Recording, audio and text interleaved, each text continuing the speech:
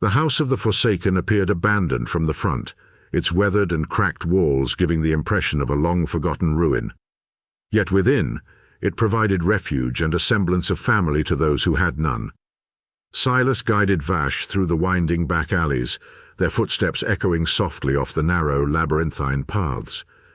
Approaching from the rear, they halted before a nondescript door hidden from the casual observer. Silas knocked in a rhythmic pattern, a secret code known only to the initiated. Moments later, the door creaked open, revealing the hidden sanctuary within. Inside, the orphanage was a stark contrast to the vibrant chaos of the Grand Bazaar. The air was filled with the chatter of children and the occasional cry of an infant.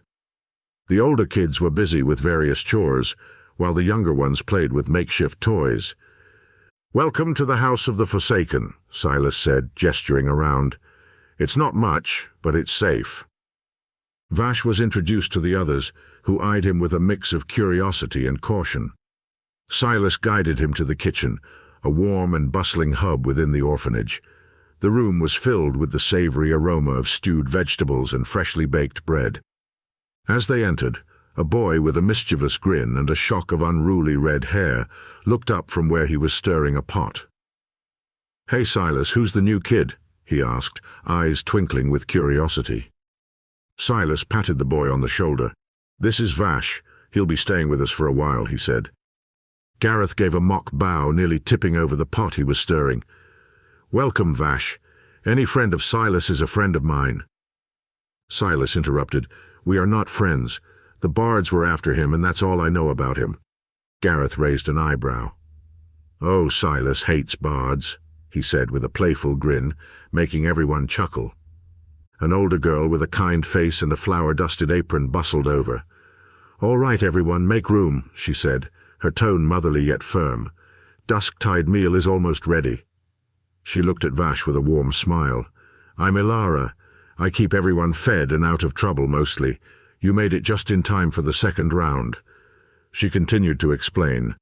"We have 3 rounds of dawnrise and dusk-tide meals each day. It's important to keep everyone nourished and in good spirits." Vash felt a wave of relief at her kindness. "Thank you," he said softly. At the large wooden table, 3 other kids were already seated. 2 of them were friendly-looking boys who seemed to be around Vash's age. "I'm Taran," said one, offering a welcoming smile. "I handle selling the things the scavengers bring back. Got to keep the coins coming in." "And I'm Mira," said the girl beside him, her eyes sparkling with interest. "I help with the little ones and keep this place in order." A tall, quiet boy emerged from the corner of the room with a wary expression, standing by the doorway. "That's Jarek," Gareth said. "He leads the scavenger group. They bring in food and supplies from outside."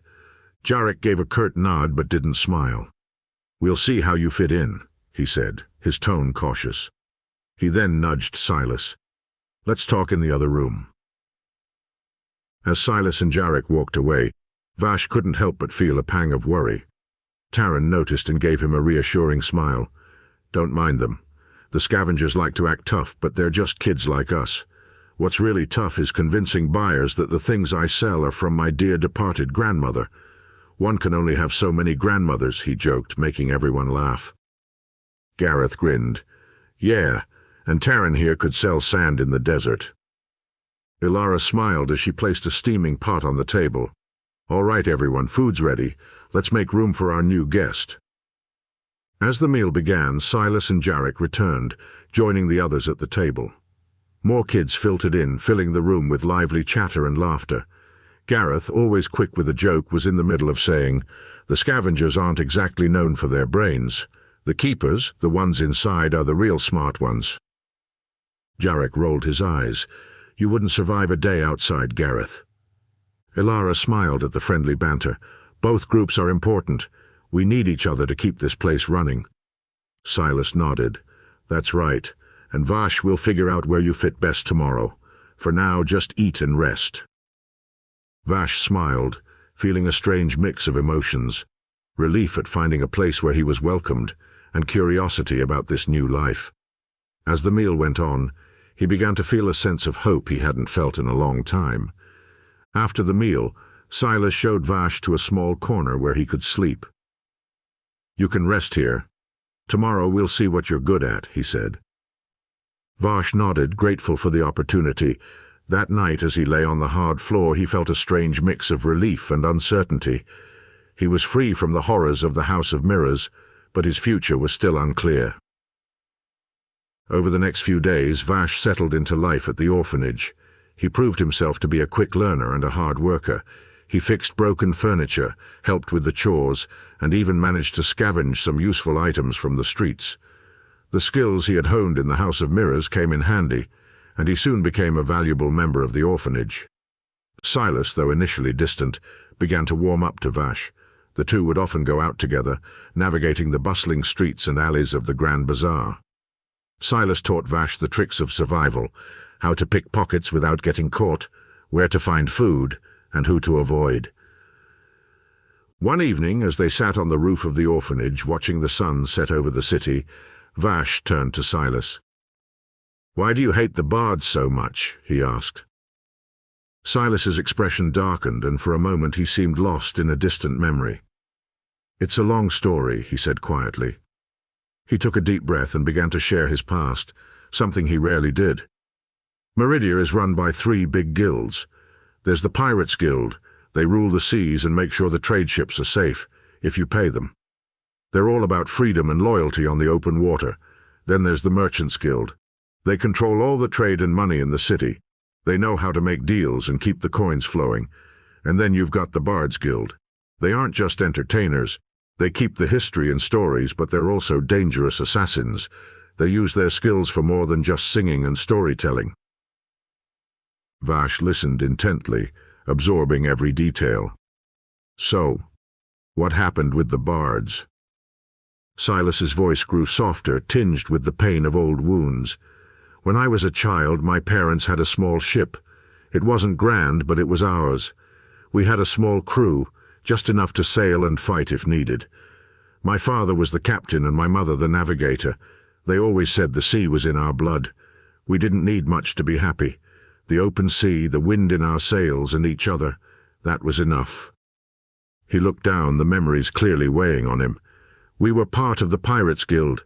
We fought many battles to protect our way of life, but one day the bards attacked us. They weren't just performing, they were assassins, and they used their skills to deadly effect." Silas's eyes seemed to look through Vash as he continued. "I don't know all the details. I was just a kid. I remember the chaos, the sound of battle, and then nothing. I woke up on the shore, alone. My parents were gone, the ship destroyed. I wandered the streets, lost and hungry, until Ilara found me and brought me here." Vash felt a deep connection to Silas's story. "I don't remember anything about my previous life," he said softly, "but I do remember feeling safe once. It's all a blur, but the feeling, it's something I can't forget." Silas nodded, understanding the weight of Vash's words. Being on a pirate ship, feeling the wind in your hair, the salt on your skin, it was freedom. We roamed the vast oceans, and every day was an adventure. We had our small crew, our family. We didn't have much, but we had everything we needed. Vash's eyes lit up with a spark of excitement. "I would like to feel that. Maybe we could become pirates together, travel the world." Silas shook his head, a bittersweet smile on his lips. "It's not that easy. You need to be born into the Pirates Guild or get recruited as crew. It's a tight-knit group, not something you can just join on a whim. You have to prove yourself, and it takes more than just a dream." Vash remained hopeful, his imagination ignited by the tales of the sea. "But maybe we can make it. We could find a way, travel together." Silas sighed, a mix of affection and resignation in his gaze. "It's a nice dream, Vash, but the reality is different. It's dangerous, and you need to know what you're getting into. For now, let's focus on surviving here. We have a long list of things to scavenge tonight." As they stood up and prepared to leave, the last rays of the sun dipped below the horizon, casting a gentle glow over the city. Vash felt a renewed sense of determination and a bond with Silas that he hadn't felt before. The streets of the Grand Bazaar awaited, full of dangers and possibilities, but for the first time, Vash felt ready to face them with Silas by his side. The dream of the sea and the call of adventure lingered in his mind, a beacon of hope in the labyrinth of life in Meridia. As Vash grew more confident in his new environment, he began to explore the city on his own, always mindful of Silas's warnings and advice. One day, while wandering near the outskirts of the Grand Bazaar, he noticed a commotion. A group of young bards were practicing their performances in the open square, drawing a considerable crowd. Curiosity got the better of him, and Vash edged closer to watch. The young bards were skilled, their voices and instruments blending harmoniously to tell stories of old. As he observed, he noticed that while some bards entertained the crowd, others were moving stealthily among the spectators, pickpocketing them as they were distracted by the performance. Vash watched them work for a while, intrigued by their coordinated efforts. Suddenly, one of the bards spotted him. "Hey, you! What are you doing?" the boy called out, recognition dawning in his eyes. Vash's heart raced as the group began to close in on him. He knew he couldn't outrun them this time. The boys encircled him, pushing him around from one to the other. "Looks like he is spying on us again," sneered one of the bards, shoving Vash hard. Vash stumbled but kept his footing. "I wasn't spying," he said quickly. "I was just curious." "Curious, huh?" the boy sneered. "Looks like we need to teach you another lesson." The bards started to beat Vash mercilessly. Out of nowhere, Silas appeared, his presence commanding attention. "Back off," he said, his voice cold and dangerous. The bards hesitated, clearly wary of Silas. "You again," the leader said, his bravado faltering. "Why are you always interfering?" Silas smirked. "Because I can. Now get lost before I make you regret it." Reluctantly, the bards retreated, casting angry glances back at Vash and Silas.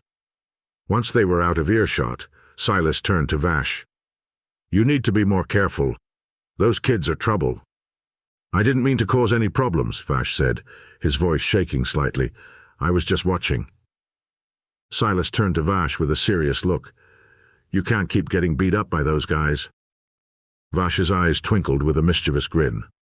"I didn't get beat up. I just stole everything they had pickpocketed from the crowd."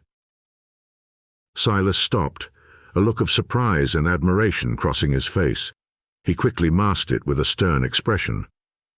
"Just be careful next time," he said, but Vash could see the hint of pride in his eyes. As they walked away, Vash turned to Silas, curiosity in his gaze. "How did you find me?" Silas shrugged nonchalantly. "Just happened to be in the area." Vash's eyes narrowed slightly, a smile forming on his lips as he realized the truth. Silas had been watching over him, following him to ensure his safety. The realization brought a warm feeling of happiness and security. He was not alone in this vast, treacherous city. The sun dipped below the horizon, casting long shadows across the bustling streets. The flickering lights of the Grand Bazaar began to illuminate the city, creating a mesmerizing dance of light and shadow. Vash felt a renewed sense of determination and a bond with Silas. The dream of the sea and the call of adventure lingered in his mind, a beacon of hope in the labyrinth of life in Meridia.